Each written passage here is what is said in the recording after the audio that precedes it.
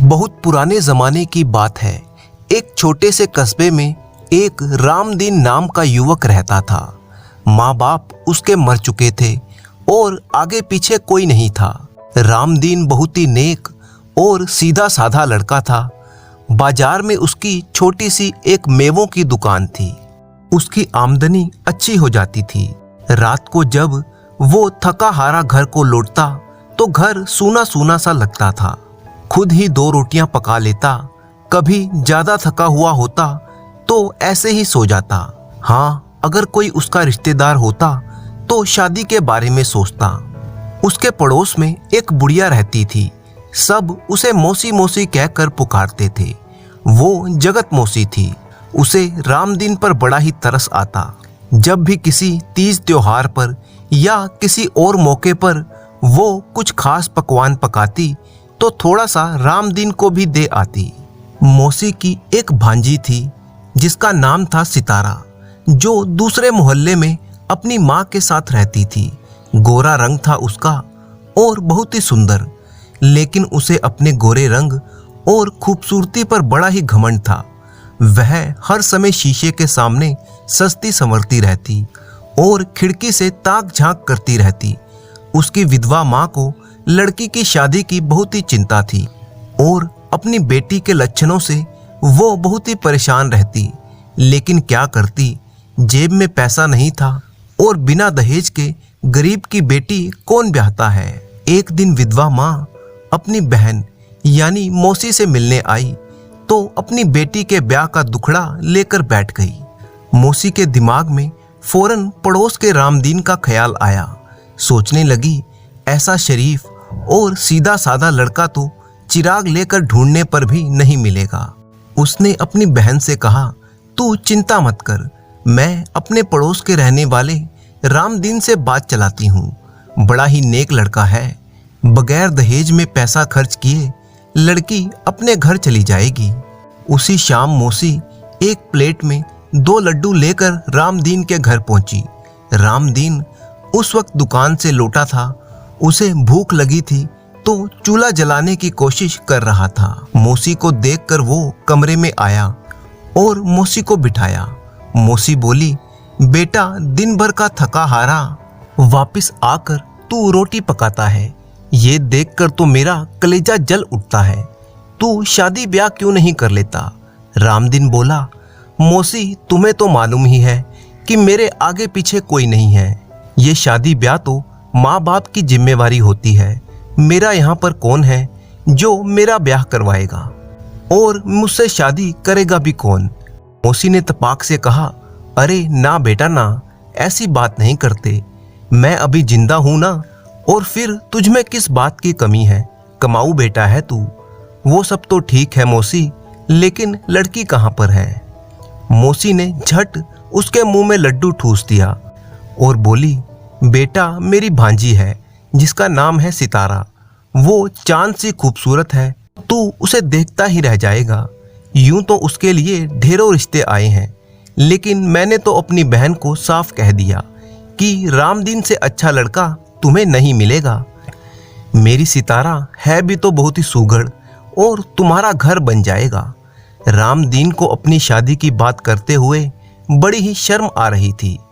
वो धीरे से बोला, मौसी आप तो मेरी माँ की जगह पर हैं, जैसा आप ठीक समझें वैसा कर लें। मौसी ने मारे खुशी के दूसरा लड्डू खुद अपने ही मुंह में ठोस लिया और रामदीन को आशीर्वाद देते हुए वहां से चली गई। घर पहुंची तो मौसी अपनी बहन से बोली, लो भाई तेरा काम तो हो गया। इतना सीधा साधा लड़का तुम्हें 7 जन्म में कहीं ना मिलेगा।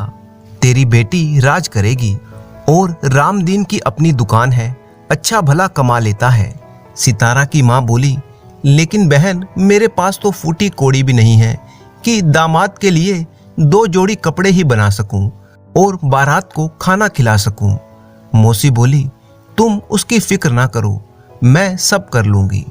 अगले दिन मौसी लड्डू लेकर रामदीन के घर पहुंची और बात पक्की होने की बधाई दी। रामदीन का दिल तो मानो उछलने लगा। खुशी के मारे उसे सांस ही नहीं आ रही थी। मौसी, अब जो भी इंतजाम करना है वो आपको ही करना है। अरे रामू, तू फिक्र ना कर बेटा, मैं सब संभाल लूंगी। हाँ, कुछ नगद रुपया है तो वो दे दे। खुशी के मारे रामदीन के हाथ पैर फूल गए थे। जल्दी से कमरे में गया और जो कुछ भी जमा पूंजी थी थैली में लाकर मौसी के हाथों में रख दी। मौसी को तो मानो मन की मुराद मिल गई थी।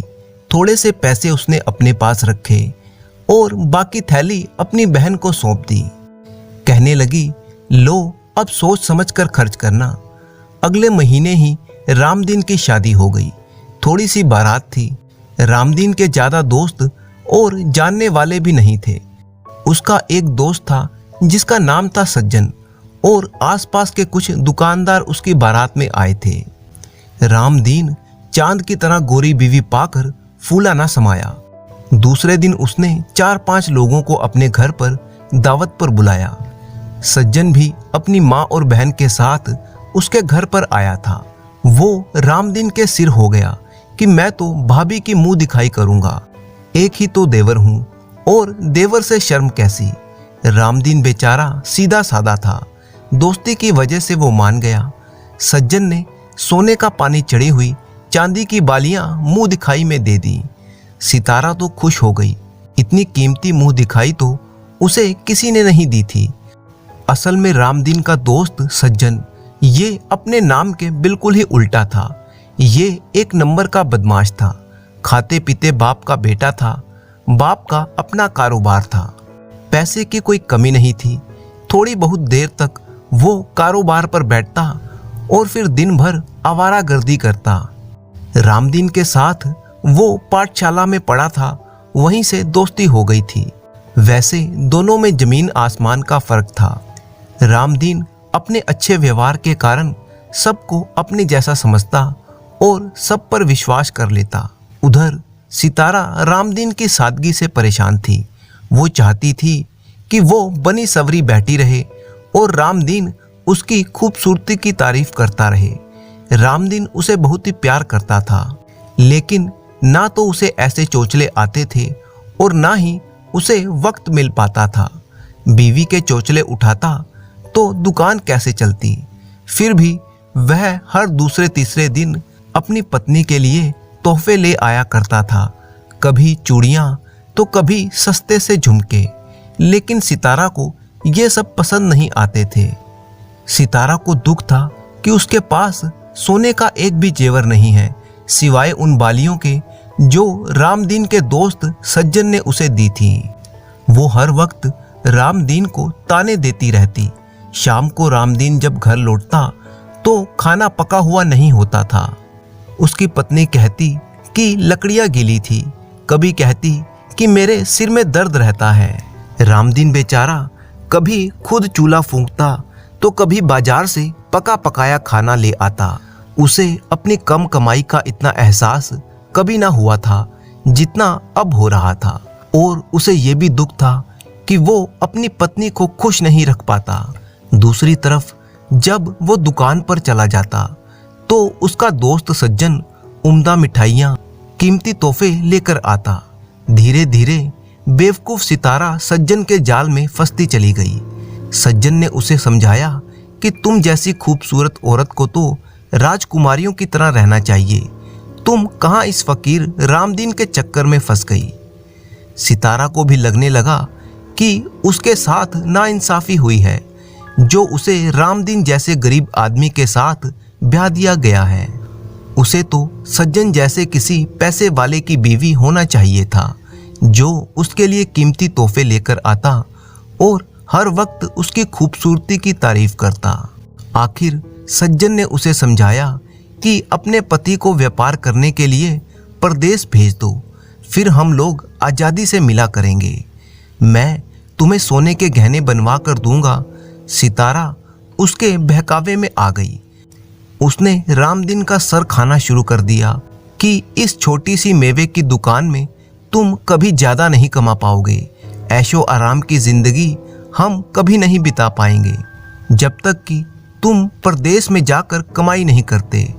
तुम्हारी इतनी औकात भी नहीं कि एक नौकरानी ही रख लो। मैं सारा दिन काम करते करते मर जाती हूँ। दिन भर चूल्हा ही फूंकती रहती हूँ।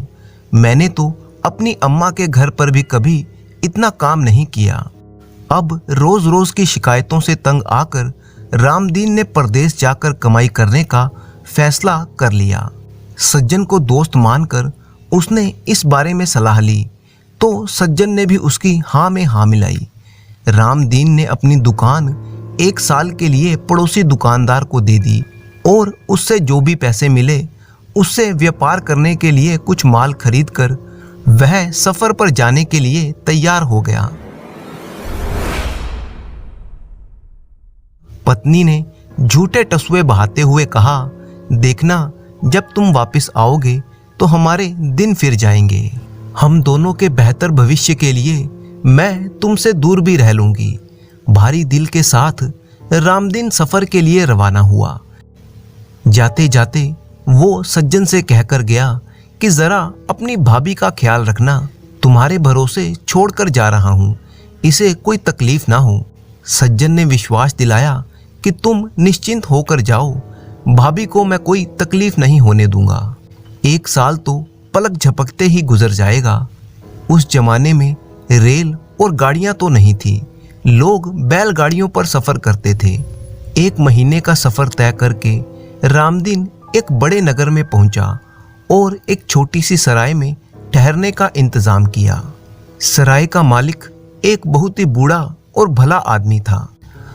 उन्होंने रामदीन को सराय में एक कोठरी किराए पर दे दी। वहीं सराय में वो दोनों समय खाना खा लेता।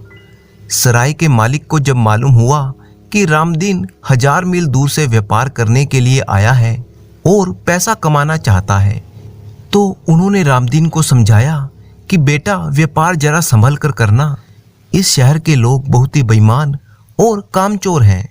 रामदीन ने उनकी सलाह को ध्यान में रखकर वहां पर व्यापार किया। लगभग 10 महीने व्यापार करने के बाद रामदीन को घर की बहुत ही याद आने लगी और उसने वापस अपने घर जाने का फैसला किया। जबकि उसने अपनी पत्नी सितारा को एक चिट्ठी लिखी थी कि वो 2 महीने बाद आएगा और उसके लिए तोहफे भी खरीद कर लाएगा। लेकिन अब घर की बहुत ही याद आने के कारण उसने पहले ही जाने का फैसला कर लिया था। व्यापार का सारा सामान बिक चुका था और उसे अच्छा मुनाफा भी हुआ था। जाते समय उसने बूढ़े आदमी का शुक्रिया किया और कहा कि उसने बाप की तरह से उसकी मदद की है। बूढ़े आदमी ने कहा, मेरा कोई बेटा नहीं है, सिर्फ एक बेटी है। तुम्हें देखते ही मुझे महसूस हुआ कि अगर मेरा कोई बेटा होता तो तुम जैसा ही होता। जिंदगी रही तो तुमसे मिलने आऊंगा। तुम इतने अच्छे और इतने सीधे साधे हो कि जी चाहता है कि तुम्हारे साथ कभी कुछ गलत ना हो। तुम एक व्यापारी हो तो अक्सर तुम्हें सफर पर आना जाना पड़ेगा, इसीलिए मेरी 3 बातें हमेशा याद रखना। पहली नसीहत ये है कि जहाँ तक हो सके रोजी रोटी कमाने के लिए परदेश ना जाना। अपने देश में जो भी रूखी सूखी मिले वो परदेश की रोटी से कहीं अच्छी होती है। भगवान ने सबके लिए रोजी रोटी का इंतजाम किया है। जो कुछ भी तुम्हारी किस्मत में होगा वो तुम्हें ज़रूर मिलेगा। दूसरी नसीहत ये है कि कभी औरत के कहने में आकर परदेश के सफ़र पर मत निकलना। घर की औरतें कारोबार और व्यापार के बारे में कुछ नहीं जानती। और तीसरी नसीहत ये है कि कभी पत्नी को दोस्त के भरोसे पर छोड़कर सफ़र पर मत जाना, चाहे दोस्त कितना भी अच्छा क्यों ना हो। ये सब सुनकर रामदीन बोला, बाबा मैंने तो ये तीनों काम किए हैं जिनके ना करने की आपने नसीहत दी है। रोजी रोटी की तलाश में मैं परदेश का सफ़र करके आया हूँ और ये सफ़र पत्नी के जोर देने पर ही किया और अपने दोस्त को पत्नी का ख्याल रखने की जिम्मेवारी सौंप कर आया हूँ। बूढ़े ने कहा, बेटा सच में तुम बहुत ही सीधे और नेक आदमी हो, लेकिन दुनिया में हर कोई ऐसा नहीं होता। अब जाओ और यूं समझो कि तुम्हारे घर में चोर घुस गया है, लेकिन खबर देकर मत जाना और जो भी तमाशा देखो उसके मुताबिक एक मर्द की तरह फैसला करना। रामदीन उसी वक्त घर के लिए रवाना हो गया।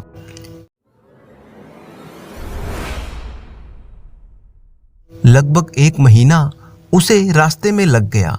घर पहुंचा तो शाम का समय हो चुका था। उसे बूढ़े की बात याद में आई कि खबर करके घर में मत जाना। उसने सामान बाहर ही रख दिया और दबे पांव चुपचाप घर में दाखिल हो गया। जहां पर कमरे की खिड़की थी, वो खिड़की से अंदर झांकने लगा तो कमरे में रोशनी हो रही थी। अंदर से सितारा और सज्जन के हंसने और बोलने की आवाजें आ रही थी। रामदीन दीवार से चिपक कर खड़ा हो गया और वैसे भी बाहर अंधेरा छाया हुआ था। सितारा सज्जन को रामदीन का लिखा हुआ खत सुना रही थी कि वो 2 महीने बाद अपने घर वापस आएगा और उसे छोड़कर कभी वापस नहीं जाएगा। खत में ये भी लिखा है कि उसने सितारा के लिए बूंदी, पायल और झुमके जैसे तोहफे खरीदे हैं। सितारा और सज्जन उसकी चिट्ठी का मजाक उड़ा रहे थे। सज्जन ने कहा, अरे वो रहेगा फकीर का फकीर ही, 2 रुपए वाला सामान खरीद कर रोब जमाएगा। मैं तुम्हारे लिए जो बाजूबंद लाया था वो पूरे 100 रुपए का था। सितारा बोली, तुम्हारा और उसका क्या मुकाबला। मुझे तो ये सोचकर उलझन हो रही है कि वो आएगा तो हम कैसे मिलेंगे। सज्जन बोला, तुम 2-3 महीने के बाद फिर उसे व्यापार के लिए परदेश भेज देना। उस गधे की नकेल अब तुम्हारे ही हाथ में है। इस बात पर दोनों ठहाका लगाकर हंसने लगे। रामदीन सब कुछ सुन रहा था। उसका तो गुस्से के मारे बुरा हाल हो रहा था। उसी वक्त जाकर उसने धड़ाधड़ दरवाज़ा खटखटाना शुरू किया। सितारा ने दरवाज़ा खोला। रामदीन को देखकर उसकी वो हालत हुई कि काटो तो बदन में खून ना निकले। पीछे पीछे सज्जन भी आ गया। रामदीन पर उसकी नज़र पड़ी तो उसकी सिट्टी बिट्टी गुम हो गई। बड़ी मुश्किल से खुद को संभाल कर वो रामदीन से बोला कि वो मैं भाभी का हालचाल मालूम करने आया था कि कहीं इन्हें किसी चीज़ की ज़रूरत ना हो। रामदीन का दिल तो कर रहा था कि वो सज्जन का मुंह नोच ले, पर अपने पर काबू करते हुए वो बोला, अब तुम इसे अपने ही घर ले जाओ ताकि इसकी ज़रूरतों का अच्छी तरह से ख्याल रख सको। मेरा अब इससे कोई रिश्ता नहीं है। सितारा ने जोर जोर से रोना शुरू कर दिया और फिर सज्जन भी चोरी पर सीना जोरी करते हुए रामदीन को बुरा भला कहने लगा और बोला, भलाई का तो अब जमाना ही नहीं है। मैं तो भाभी समझकर इतने दिन इसकी पत्नी की देखभाल करता रहा और अब ये मुझ पर इल्जाम लगा रहा है। शोर शराबा सुनकर आस पड़ोस के लोग भी जमा हो गए। सबने रामदीन से कहा, रामदीन तुमने बहुत ही अच्छा किया जो वापस लौट आए और इस औरत के साथ रिश्ता तोड़ दिया। ऐसी औरत के साथ यही होना चाहिए था। हम तो इतने दिनों से इन दोनों की बेशर्मी देख रहे थे, लेकिन सिर्फ तुम्हारे कारण ही चुप थे। ये शरीफ लोगों का मोहल्ला है और हम लोगों के घर में भी बहू बेटियां हैं। ये खबर सज्जन के माँ बाप तक पहुंची तो वो भी अपने बेटे की करतूतों पर बड़े ही नाराज और शर्मिंदा हुए। रामदीन ने सज्जन की माँ से कहा, मौसी आप अपने बेटे का ब्याह सितारा से कर दो। मैं नहीं चाहता कि सितारा बेघर हो जाए और वैसे भी ये दोनों एक दूसरे को पसंद करते हैं और एक साथ खुश रहेंगे। सज्जन ने बहुत हाथ पैर मारे लेकिन उसकी एक ना चली। सज्जन की माँ सितारा को अपने घर ले गई ताकि सही मुहूर्त पर दोनों की शादी करवा सके। इस हंगामे में आधी रात बीत चुकी थी। रामदीन लंबे सफर से आया था और थका हुआ था। ये सब कुछ देखकर वो बिल्कुल ही टूट सा गया। 2 दिन तक तो वो घर से बाहर ही ना निकला। उसे परदेश वाले बूढ़े बाबा और उनकी बातें याद आ रही थी। जैसे तैसे उसने महीने 2 महीने गुजारे लेकिन किसी काम में उसका मन ना लगता था। तो फिर से वो सफ़र पर निकल पड़ा और बूढ़े बाबा के घर जा पहुंचा। बूढ़े ने उसे गले से लगाया और तसल्ली देते हुए समझाया, बेटा जो कुछ भी हुआ अब उसे भूल जाओ। सितारा तुम जैसे नेक लड़के के काबिल नहीं थी। शुक्र करो कि भगवान ने तुम्हारा पीछा उससे छुड़वा दिया। मेरी एक ही बेटी है, मैं अपने मुंह से उसकी तारीफ नहीं करूंगा, मगर बहुत ही नेक और घरेलू लड़की है। तुम उसके साथ खुश रहोगे। अगर तुम राजी हो जाओ तो मैं अपनी बेटी की शादी तुम्हारे साथ करने को तैयार हूँ। रामदीन तो पहले से ही बूढ़े बाबा की बहुत ही इज्जत करता था। वो इस रिश्ते के लिए तैयार हो गया। दोनों की शादी कर दी गई और फिर बूढ़े ने कहा, अब तुम अपने देश में जाकर व्यापार करो और खुश रहो। रामदीन ने जिद की कि बाबा आप भी हमारे साथ ही चलिए। यहाँ पर आपकी देखभाल करने वाला कौन है? हमारे साथ रहेंगे तो हमारे घर में भी बरकत हो जाएगी। बड़े बूढ़ों का आशीर्वाद मानो भगवान का आशीर्वाद होता है। रामदीन की जिद के आगे बूढ़े बाबा मजबूर हो गए और वैसे भी वो उस शहर में नहीं रहना चाहते थे।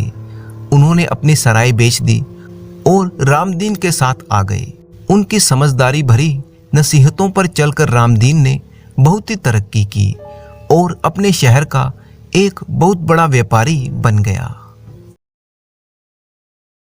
बाबू जयपाल पेशे से एक डॉक्टर थे, लेकिन इसे उनका भाग्य ही कहिए कि वो ज़्यादा तरक्की नहीं कर पाए।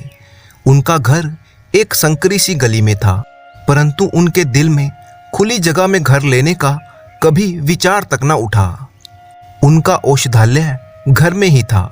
औषधालय की अलमारियां, शीशियां और डॉक्टरी यंत्र आदि भी साफ सुथरे न थे। कंजूसी के सिद्धांत का वे अपनी घरेलू बातों में भी बहुत ही ध्यान रखते थे। उनका लड़का जवान हो गया था, पर अभी उसकी शिक्षा का प्रश्न नहीं आया था। सोचते थे कि इतने दिनों तक किताबों में सर मार के मैंने कौन सी बड़ी संपत्ति पाली जो उसको पढ़ाने लिखाने में हजारों रुपयों को बर्बाद करूं। उनकी पत्नी का नाम अहल्या था। अहल्या बड़ी ही धैर्यवान महिला थी, परंतु डॉक्टर साहब को उसके इस गुण की कोई कद्र नहीं थी। बाबू जयपाल की माँ अभी जीवित थी, परंतु गंगा स्नान के लिए वह तरस तरस कर रह जाती, तो फिर दूसरे पवित्र स्थानों की यात्रा की बात ही क्या करनी। इस क्रूर कंजूसी का परिणाम ये था कि उनके घर में सुख शांति का नाम नहीं था। इसी परिवार में उनकी एक बुढ़िया नौकरानी थी जिसका नाम था जगिया। उसने डॉक्टर साहब को गोद में खिलाया था और इस घर से उसे ऐसा प्रेम हो गया कि सब प्रकार की कठिनाइयां झेलती थी, परंतु टलने का नाम ना लेती थी। डॉक्टर साहब की आय कोई बहुत ज़्यादा नहीं थी, परंतु उन्होंने कई शक्कर और कपड़े के कारखानों में हिस्सेदारी खरीद रखी थी। आज संयोग की बात है कि बम्बई के एक कारखाने ने अपने वार्षिक लाभ में से 750 रुपये मनी आर्डर द्वारा उन्हें भेजे थे। डॉक्टर साहब ने मनी आर्डर लिया, नोट गिने और डाकिये को विदा किया। डॉक्टर साहब डाकियों को प्रसन्न रखा करते थे। रुपए गिनकर एक थैली में रख दिए और सोच ही रहे थे कि चलो इन्हें बैंक में जमा करवा आऊं कि तभी एक रोगी का बुलावा आ गया।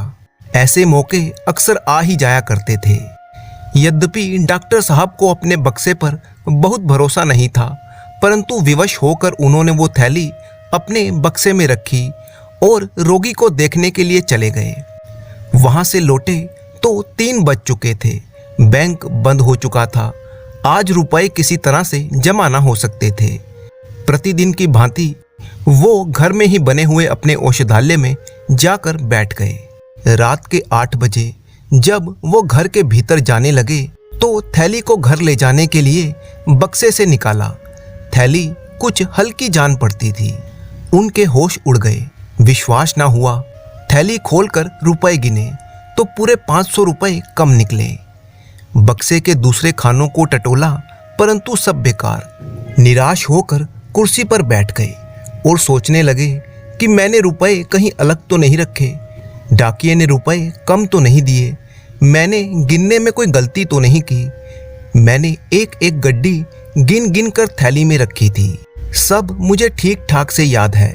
बक्से का ताला भी बंद था, किंतु ओह अब समझ में आया, चाबी मेज पर ही छोड़ दी थी। बस यही हुआ, चाबी जेब में डालने की याद नहीं रही, परंतु पैसा कौन ले गया। बाहर दरवाजे बंद थे। घर में धरे धरे रुपए तो कोई छूता नहीं। आज तक कभी ऐसा मौका नहीं आया।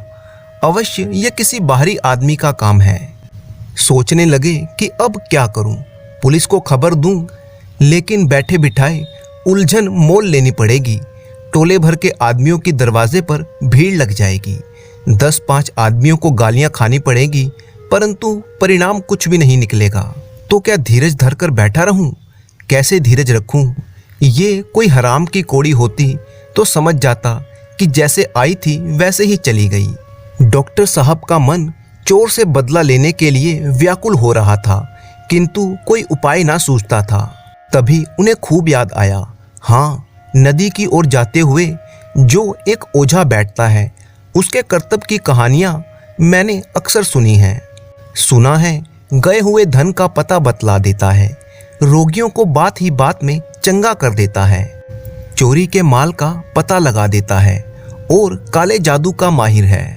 ये निशाना ठीक बैठ जाए तो मेरी दिल की इच्छा पूरी हो जाएगी, रुपए भी मिल जाएंगे और चोर को शिक्षा भी मिल जाएगी। उसके यहाँ हमेशा लोगों की भीड़ लगी रहती है। अगर उसमें कुछ बात ना होती तो लोग क्यों जमा होते?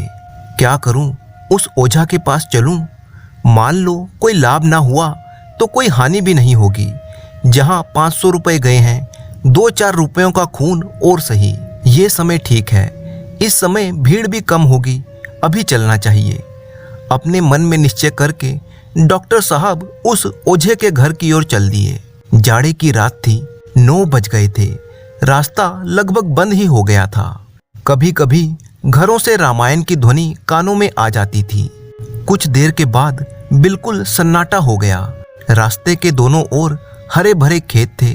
सियारों का हुआना सुनाई पड़ने लगा। जान पड़ता था कि सियारों का दल कहीं आसपास ही है। इस समय सन्नाटे में सियारों का चिल्लाना डॉक्टर साहब को डरा रहा था। वो तेज कदमों के साथ बढ़े चले जा रहे थे। अचानक उनके मन में विचार आया कि कहीं मेरे घर में से किसी ने रुपए तो उठा नहीं लिए। वे तत्काल ठिठक गए, पर एक ही क्षण में उन्होंने इसका निर्णय भी कर लिया। क्या हर्ज है, घर वालों को तो और भी कड़ा दंड मिलना चाहिए। चोर के साथ कोई सहानुभूति नहीं। यदि घर वालों ने मुझे धोखा दिया है तो उन्हें भी कड़ा दंड मिलना चाहिए, इतना कड़ा और इतना शिक्षाप्रद कि फिर कभी किसी को ऐसा करने का साहस ना हो। अंत में वो ओझा के घर जा पहुंचे। वहां पर लोगों की भीड़ ना थी। ये देखकर डॉक्टर साहब को बड़ा ही संतोष हुआ। ओझा का नाम बुद्धू था। लोग उसे चौधरी कहते थे। छोटा सा घर था और वो भी गंदा। छप्पर इतनी नीचे थी कि झुकने पर भी सिर में टक्कर लगने का डर था। दरवाजे पर एक नीम का पेड़ था। कई लोहे के नोकदार त्रिशूल भी गड़े हुए थे। 10 बज चुके थे। बुद्धू चौधरी, जो कि एक रोबदार आदमी था, वहीं पर बैठा हुआ नारियल पी रहा था। बोतल और गिलास भी उसके सामने रखे हुए थे। बुद्धू ने डॉक्टर साहब को देखकर तुरंत बोतल छिपा दी। घर से एक बुढ़िया निकलकर आई और डॉक्टर साहब को बिठाया गया। डॉक्टर साहब ने कुछ झेंपते हुए सारी घटना कह सुनाई। बुद्धू ने कहा, हजूर, ये कौन सा बड़ा काम है। अभी इसी इतवार को दरोगा जी की घड़ी चोरी हो गई थी। बहुत कुछ तहकीकात की, परंतु कुछ पता ना चला। मुझे बुलाया, मैंने बात की बात में पता लगा दिया। 5 रुपए का इनाम भी मिला। कल की ही बात है, जमींदार साहब की घोड़ी खो गई थी। चारों तरफ दौड़ते फिरते थे। मैंने ऐसा पता बताया कि घोड़ी चरती हुई मिल गई। इस विद्या की बदौलत ही मेरा सम्मान होता है। डॉक्टर को दरोगा और जमींदार की चर्चा अच्छी नहीं लगी। वे बोले, मैं केवल चोरी का पता लगाना नहीं चाहता, मैं चोर को भी सजा देना चाहता हूँ। बुद्धू ने एक क्षण के लिए आंखें बंद की, जमाइयाँ ली, चुटकियाँ बजाई और फिर कहा, ये घर के ही किसी आदमी का काम है। कुछ परवाह नहीं, चाहे कोई भी हो। पीछे से कोई बात बने या बिगड़े तो हजूर हम ही को बुरा कहेंगे। इसकी तुम चिंता ना करो, मैंने खूब सोच विचार कर लिया है। बल्कि अगर घर के ही किसी आदमी का काम है तो मैं उसके साथ और भी कड़ाई करना चाहता हूँ। बाहर का आदमी मेरे साथ धोखा करे तो मैं क्षमा कर दूंगा, परंतु घर के आदमी को मैं किसी प्रकार से क्षमा नहीं कर सकता। तो हजूर क्या चाहते हैं? बस यही कि मेरे रुपए मिल जाएं और चोर किसी बड़े कष्ट में पड़ जाए। काले जादू का मारक मंत्र चला दूं? बुढ़िया ने कहा, ना बेटा ना, मारक मंत्र ना चलाना, ना जाने कैसी पड़े और कैसी ना पड़े। डॉक्टर साहब ने कहा, तुम मारक मंत्र चला दो, इसका जो कुछ भी खर्चा और इनाम होगा मैं देने को तैयार हूँ। बेटा मैं फिर से कहती हूँ, मारक मंत्र के फेर में मत पड़ना। कोई जोखिम की बात आ गई तो वही बाबूजी फिर से तेरे सिर होंगे और तेरे बनाए कुछ ना बनेगा। क्या मैं जानती नहीं कि मारक का उतार कितना कठिन है? हाँ बाबूजी, फिर एक बार अच्छी तरह से सोच लीजिए। मारक मंत्र मैं चला दूंगा, लेकिन उसको उतारने का जिम्मा मैं नहीं ले सकता। अभी कह तो दिया, मैं तुमसे उतारने को नहीं कहूँगा, चलाओ भी तो। बुद्धू ने कुछ आवश्यक सामान की एक लंबी सी सूची बनाई। डॉक्टर साहब ने सामान की अपेक्षा रुपए देना ही उचित समझा। बुद्धू राजी हो गया। डॉक्टर साहब चलते चलते बोले, ऐसा मंत्र चलाओ कि सवेरा होते होते चोर मेरे माल को लिए हुए आ जाए। आप निश्चिंत रहें सरकार। डॉक्टर साहब वहां से चले तो 11 बजे थे।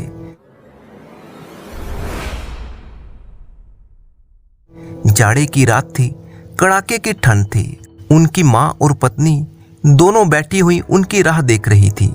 जगिया वहीं पर बैठी हुई थी। वह बार बार उठकर अपनी अंधेरी कोठरी में जाती, आले पर कुछ टटोल कर देखती और फिर अपनी जगह पर आ जाती। बार बार पूछती, कितनी रात हो गई है? जरा भी खटका होता तो चौंक पड़ती। आज डॉक्टर साहब ने आने में इतनी देर लगाई, इसका सबको ही आश्चर्य था। ऐसे मौके बहुत ही कम आते थे कि रोगियों को देखने के लिए उन्हें रात में जाना पड़ता। मित्रों के साथ उनका कोई मेल जोल ना था। माँ ने कहा, जाने कहाँ चला गया, खाना बिल्कुल ठंडा हो गया है। पत्नी बोली, आदमी जाता है तो कहकर तो जाता है, आधी रात से ऊपर हो गई है, कोई ऐसी अटक हो गई होगी, नहीं तो वो कब घर से बाहर निकलता है। मैं तो अब सोने जाती हूँ, उनका जब भी जी चाहे वो आए, कोई सारी रात बैठा पहरा तो नहीं देगा। यही बातें हो रही थी कि डॉक्टर साहब घर आ पहुंचे। अहल्या संभल कर बैठ गई। जगिया उठकर खड़ी हो गई और उनकी ओर सहमी आंखों से ताकने लगी। माँ ने पूछा, आज इतनी देर क्यों लगा दी? डॉक्टर साहब ने कहा, तुम लोग तो सुख से बैठी हो ना, हमें देर हो गई, इसकी तुम्हें क्या चिंता, जाओ सुख से सो जाओ। इन ऊपरी दिखावटी बातों से मैं धोखे में नहीं आऊँगा। तुम लोगों को मौका मिले तो गला काट लो। माँ ने दुखी होकर कहा, बेटा ऐसी जी दुखाने वाली बातें क्यों करते हो? घर में तुम्हारा कौन दुश्मन है जो तुम्हारा बुरा चाहेगा? मैं किसी को अपना मित्र नहीं समझता, सभी मेरे बैरी हैं, मेरी जान के दुश्मन हैं। नहीं तो क्या आंख झपकते ही मेरी मेज से 500 रुपये उड़ जाते। दरवाजे बाहर से बंद थे, कोई गैर आया नहीं, तो रुपए कहाँ पर गए? जो लोग इस तरह से मेरा गला काटने पर उतारू हूँ, क्या मैं उन्हें अपना समझूं? मैंने खूब पता कर लिया है।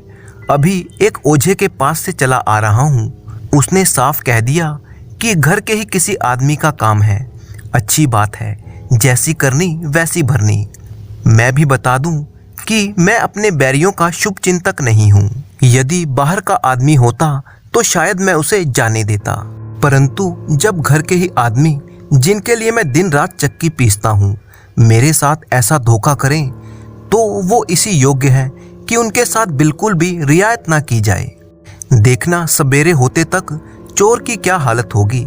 मैंने ओझा को कहकर काले जादू का मारक मंत्र चलवा दिया है। मारक मंत्र चला और उधर चोर के प्राण संकट में पड़े। जगिया घबरा कर बोली, भैया मारक मंत्र में तो जान का भी जोखिम होता है, चोर की यही सजा है। किस ओझे ने चलाया है? बुद्धू चौधरी ने। अरे राम राम, उसकी मारक मंत्र की तो उतार भी नहीं है। डॉक्टर अपने कमरे में चले गए तो माँ ने कहा, इतने रुपयों में तो मेरे 7 तीर्थ धाम हो जाते। अहिल्या बोली, कंगन के लिए बरसों से झिक-झिक कर रही हूँ, अच्छा हुआ मेरी आह पड़ी होगी। रात का 1 बजा था। डॉक्टर बाबू भयानक स्वप्न देख रहे थे कि अचानक अहिल्या ने आकर कहा, जरा जल्दी चलकर देखिए जगिया का क्या हाल हो रहा है। जान पड़ता है जीभ ऐंठ गई है, कुछ बोलती ही नहीं, आंखें पथरा गई हैं। डॉक्टर साहब चौंक कर उठ बैठे। तब बोले, क्या कहा? जगिया को क्या हो गया? अहिल्या ने फिर से जगिया का हाल बताया। डॉक्टर के मुख पर हल्की सी मुस्कुराहट दौड़ गई। बोले, चोर पकड़ा गया। मारक मंत्र ने अपना काम कर दिया, और जो घर का ही कोई आदमी होता तो क्या उसकी जान ले लेते? तो उसकी भी यही दशा होती, सदा के लिए सीख जाता। 500 रुपए के पीछे प्राण ले लेते। 500 रुपए के लिए नहीं, आवश्यकता पड़े तो 5000 भी खर्च सकता हूँ, केवल धोखे की सजा देने के लिए। बड़े निर्दयी हो आप। बातें करते हुए वो जगिया की कोठड़ी में गए। जगिया की हालत उससे भी कहीं अधिक खराब थी जो अहिल्या ने बताई थी। उसके मुख पर मुर्दनी छाई हुई थी, हाथ पैर अकड़ गए थे, नाड़ी का पता ना था। डॉक्टर साहब की माँ उसे होश में लाने के लिए बार बार उसके मुंह पर पानी के छींटे दे रही थी। डॉक्टर ने ये हालत देखी तो उसके होश उड़ गए। उन्हें अपने उपाय की सफलता पर प्रसन्न होना चाहिए था। जगिया ने रुपए चुराए तो इसके लिए अभी तक प्रमाण की आवश्यकता न थी, परंतु मारक मंत्र इतनी जल्दी प्रभाव कर देगा और इतनी घातक वस्तु है, इसका डॉक्टर साहब को अनुमान न था। वे चोर को एड़ियां रगड़ते, पीड़ा से कराहते और तड़पते हुए देखना चाहते थे, परंतु ये दुखमय दृश्य देखकर प्रसन्न होने के बदले उनके हृदय पर चोट सी लग गई। उनके मन में दया का भाव उठने लगा। इसके अतिरिक्त इसका उन्हें अनुमान न था कि जगिया जैसी दुर्बल आत्मा मेरे गुस्से का शिकार हो जाएगी। वे समझते थे कि मेरे बदले का वार किसी सजीव मनुष्य पर होगा। यहाँ तक कि वे अपनी स्त्री और लड़के को भी इस वार के योग्य समझते थे। पर मरे को क्या मारना, कुचले को क्या कुचलना। उन्हें जगिया का ये काम क्षमा योग्य लगने लगा। जिसे रोटियों के लाले हों, कपड़ों को तरसती हो और जिसकी इच्छाएं कभी पूरी ना हुई हो, उसकी नीयत बिगड़ भी जाए तो कौन सी हैरानी की बात है। वे उसी समय औषधालय में गए। होश में लाने की जो भी अच्छी अच्छी दवाइयाँ थी उनको मिलाकर एक नई औषधि बना ली, जगिया के गले में उतार दी, परंतु कुछ लाभ ना हुआ। जगिया को होश में लाने के यत्न किए जाने लगे। थोड़ी ही देर बाद जगिया की आंख खुली। उसने सहमी हुई दृष्टि से डॉक्टर साहब को देखा और उखड़े हुए स्वर में बोली, हाय राम, कलेजा फूका जाता है। अपने रुपए ले ले, आले पर एक हांडी है, उसी में रखे हुए हैं। मुझे अंगारों से मत चला। मैंने तो रुपए तीरथ करने के लिए चुराए थे। क्या तुझे तरस नहीं आता? मुट्ठी भर रुपयों के लिए मुझे आग में जला रहा है। मैं तुझे ऐसा ना समझती थी। हाय राम। ये कहते हुए बुढ़िया फिर से बेहोश हो गई। नाड़ी बंद हो गई, होंठ नीले पड़ गए, शरीर के अंगों में खिंचाव होने लगा। डॉक्टर साहब ने दीन भाव से अहल्या की ओर देखा और बोले, मैं तो अपने सारे उपाय कर चुका हूँ। अब इसे होश में लाना मेरे बस के बाहर की बात है। मैं क्या जानता था कि ये अभागा मारक मंत्र इतना घातक हो जाएगा। कहीं इसकी जान पर बन गई तो जीवन भर पछताना पड़ेगा। आत्मा की ठोकरों से कभी छुटकारा ना मिलेगा। क्या करूं? बुद्धि कुछ काम नहीं करती। किसी सिविल सर्जन को बुला लाओ, हो सकता है वो कोई अच्छी दवा दे दे। सिविल सर्जन इससे अधिक और कुछ नहीं कर सकता जो मैं कर चुका हूँ। हर घड़ी इसकी दशा गिरती जाती है। ना जाने हत्यारे ने कौन सा मंत्र चला दिया। उसकी माँ मुझे बहुत समझाती रही, परंतु मैंने क्रोध में उसकी बातों की जरा भी परवाह ना की। बेटा, तुम उसी को बुलाओ जिसने मंत्र चलाया है, वही कुछ कर सकता है। कहीं मर गई तो हत्या सिर पर पड़ेगी, पूरे परिवार का नाश हो जाएगा। 2 बज रहे थे। ठंडी हवा हड्डियों में चुभी जाती थी। डॉक्टर लंबे लंबे कदम उठाकर बुद्धू चौधरी के घर की तरफ चले जा रहे थे। इधर उधर बेकार में ही देखते थे कि कहीं कोई इक्का या तांगा मिल जाए। उन्हें मालूम होता था कि बुद्धू का घर बहुत दूर हो गया है। कई बार धोखा हुआ कि कहीं रास्ता तो नहीं भटक गया। जरूर रास्ता भटक गया हूँ। किससे पूछूं? पता नहीं इस समय वो दुष्ट मिलेगा भी या नहीं। शराब पीकर मस्त पड़ा होगा। कई बार इधर उधर घूम जाने का विचार हुआ, परंतु अंतर प्रेरणा ने सीधी राह से हटने ना दिया। फिर उन्हें बुद्धू का घर दिखाई दिया। डॉक्टर जयपाल की जान में जान आई। बुद्धू के दरवाजे पर जाकर जोर से कुंडी खटखटाई। भीतर से कुत्ते की आवाज सुनाई दी, परंतु आदमी का कोई शब्द सुनाई ना दिया। फिर से किवाड़ जोर जोर से खटखटाया। कुत्ता और भी तेज भौंकने लगा। बुढ़िया की नींद टूटी। बोली, ये कौन है जो इतनी रात गए किवाड़ तोड़ डालेगा? मैं हूँ जो कुछ देर पहले तुम्हारे पास आया था। बुढ़िया ने आवाज पहचान ली। समझ गई कि डॉक्टर साहब उनके घर पर आए हैं और अवश्य ही कोई विपत्ति पड़ गई है, नहीं तो इतनी रात गए क्यों आते। मैंने खूब समझाया था पर तब ना माने।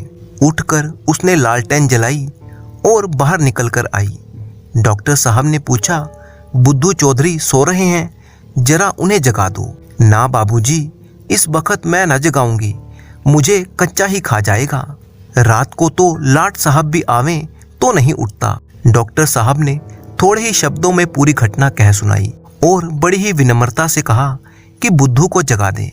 इतने में बुद्धू अपने आप ही बाहर निकल आया और आंखें मलता हुआ बोला, कहिए बाबूजी, क्या हुक्म है? बुढ़िया ने चिढ़कर कहा, तेरी नींद आज कैसे खुल गई? मैं जगाने गई होती तो मारने को पड़ता।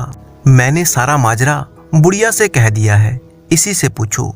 कुछ नहीं, तूने काले जादू का मारक मंत्र चलाया था। रुपए इनके घर की मेहरी ने ही लिए हैं, अब उसका अब तब हो रहा है। बेचारी मर जाएगी, कुछ ऐसा उपाय करो कि उसके प्राण बच जाएं। ये तो आपने बुरी सुनाई। मारक मंत्र को फेरना आसान नहीं है बेटा, जान का जोखिम है, क्या तू जानता नहीं? कहीं उल्टे फेरने वाले पर ही पड़े तो जान बचानी कठिन हो जाएगी। अब उसकी जान तुम्हारे ही बचाए बचेगी, इतना तो धर्म करो। दूसरे की जान की खातिर कौन अपनी जान आफत में डाले। तुम दिन रात यही काम करते हो, तुम्हें सब दाव पेच मालूम है। मार भी सकते हो और बचा भी सकते हो। मेरा तो इन बातों पर बिल्कुल भी विश्वास नहीं था, लेकिन तुम्हारा कमाल देखकर मैं दंग रह गया। तुम्हारे हाथों कितने ही आदमियों का भला हुआ होगा। उस गरीब बुढ़िया पर दया करो। बुद्धू कुछ पसीजा, परंतु उसकी माँ मामलेदारी में उससे कहीं चतुर थी। डर गई कि कहीं बुद्धू नरम होकर मामला ना बिगाड़ दे। उसने बुद्धू को बोलने का अवसर ही नहीं दिया। बोली, यह तो सब ठीक है, पर हमारे भी बाल बच्चे हैं, ना जाने कैसी आफत में हम पड़ जाएं। हाँ बाबूजी, काम बड़े जोखिम का है। काम जोखिम का है तो मुफ्त में नहीं करवाता। आप देंगे तो 150 रुपए देंगे, और क्या। मारक मंत्र को फेरना, सांप के बिल में हाथ डालना है, आग में कूदना है। तो माताजी, मैं तुमसे बाहर तो हूँ नहीं, जो कुछ तुम्हारी मर्जी हो वो कह दो। मुझे तो बस उस गरीब की जान बचानी है। यहाँ बातों में देर हो रही है, वहाँ मालूम नहीं उसका क्या हाल होता होगा। देर तो आप कर रहे हैं, आप बात पक्की कीजिए तो ये आपके साथ चला जाएगा। डॉक्टर साहब को एक एक क्षण एक एक वर्ष जान पड़ता था। बुद्धू को उसी समय अपने साथ ले जाना चाहते थे कि कहीं बुढ़िया का दम ना निकल जाए। उस समय उनकी आंखों में रुपए का कोई मूल्य नहीं था, केवल यही चिंता थी कि जगिया मौत के मुंह से निकल जाए। वे बोले, तुम ही बतलाओ, अब मैं क्या कहूँ? जो कुछ भी कहना है झटपट कहो। अच्छा तो 500 रुपये दे दीजिए, इससे काम बन जाएगा। बुद्धू ने माँ की ओर आश्चर्य से देखा और डॉक्टर साहब निराश होकर बोले, इतना तो मेरे बूते से बाहर है। जान पड़ता है कि उसके भाग्य में मरना ही लिखा है, तो फिर जाने दीजिए। जाओ बुद्धू, जाकर सो जाओ। बूढ़ी माता, इतनी निर्दयी मत बनो, आदमी ही आदमी के काम आता है। नहीं बाबूजी, मैं हर तरह से आपका काम करने को तैयार हूँ। अगर कुछ कम भी देंगे तो मैं चलूँगा। तू जाके सोता क्यों नहीं? इन्हें रुपए प्यारे हैं तो क्या तुझे अपनी जान प्यारी नहीं है? डॉक्टर साहब ने कुछ संकोच करते हुए 250 रुपये कहे। बुद्धू राजी हो गया, मामला तय हो गया। डॉक्टर साहब उसे अपने साथ लेकर घर की ओर चल दिए। ऐसी आत्मिक प्रसन्नता उन्हें कभी ना मिली थी। वे दोनों लपके चले जाते थे। बुद्धू से बार बार तेज चलने को कहते थे। घर पहुंचे तो जगिया को बिल्कुल मरने के निकट पाया। जान पड़ता था यही सांस अंतिम सांस है। उनकी माँ और पत्नी दोनों आंसुओं से भरी हुई निराश बैठी थी। बुद्धू ने दोनों को बड़ी ही विनम्र दृष्टि से देखा। डॉक्टर साहब के भी आंसू रुक ना सके थे। जगिया की ओर झुके तो आंसू की 2 बूंदें उसके मुरझाए हुए पीले चेहरे पर भी टपक पड़ी। इस हालत को देखकर बुद्धू सजग हो गया। बुढ़िया की देह पर हाथ रखते हुए बोला, अब मेरे किए से भी कुछ नहीं हो सकता, ये तो दम तोड़ रही है। डॉक्टर साहब ने गिड़गिड़ाया और कहा, नहीं चौधरी, ईश्वर के नाम पर अपना मंत्र चलाओ। इसकी जान बच गई तो सदा के लिए तुम्हारा गुलाम बनकर रहूंगा। आप मुझे जानबूझकर जहर खाने को कहते हैं। मुझे मालूम न था कि काले जादू के देवता इस वक्त इतने गर्म हैं। वो मेरे मन में बैठे कह रहे हैं, तूने मेरा शिकार छीना तो मैं तुझे निकल जाऊंगा।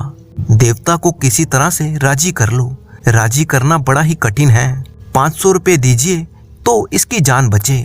उतारने के लिए बड़े बड़े जतन करने पड़ेंगे।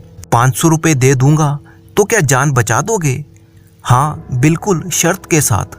डॉक्टर साहब जल्दी से बिजली की तरह लपक कर अपने कमरे में से 500 रुपये की थैली लाकर बुद्धू के सामने रख देते हैं। बुद्धू ने विजय की दृष्टि से थैली को देखा, फिर जगिया का सिर अपनी गोद में रखकर उस पर हाथ फेरने लगा। कुछ बुदबुदाकर छू छू करता जाता था।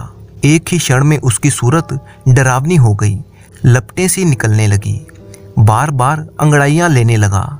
इसी दशा में एक बेसुरा सा गाना आरंभ किया, पर हाथ जगिया के सिर पर ही था। अंत में कोई आधा घंटा बीतने पर जगिया ने आंखें खोली, जैसे बुझते हुए दिए में तेल पड़ गया। धीरे धीरे उसकी दशा अब सुधरने लगी थी। उधर सुबह की पहली किरण निकली और जगिया एक अंगड़ाई लेकर उठ बैठी। 7 बजने को हुए तो जगिया फिर से एक मीठी मीठी नींद सो गई थी। उसकी दशा अब निरोगी लग रही थी। बुद्धू रुपयों की थैली लेकर चला गया। डॉक्टर साहब की माँ ने कहा, बात की बात में 500 रुपये मार कर ले गया। ये क्यों नहीं कहती कि एक मुर्दे को जिंदा कर गया? क्या उसके प्राणों का इतना भी मूल्य नहीं? माँ ने कहा, देखो आले पर 500 रुपये हैं या नहीं? डॉक्टर साहब ने कहा, नहीं, उन रुपयों को हाथ मत लगाना, उन्हें वहीं पर पड़े रहने दो। जगिया ने तीर्थ करने के वास्ते लिए थे, अब उसी काम में लगेंगे। माँ ने कहा, ये सब उसी के भाग्य के थे। डॉक्टर साहब बोले, उसके भाग्य के तो 500 रुपये ही थे, बाकी मेरे भाग्य के थे। इसकी बदौलत मुझे जो शिक्षा मिली है वो जिंदगी भर ना भूलेगी। तुम मुझे अब किसी भी जरूरी काम में मुट्ठी बंद करते हुए ना पाओगी। इस घटना के बाद से डॉक्टर साहब का मन बिल्कुल बदल चुका था। वे अब एक कंजूस आदमी नहीं थे।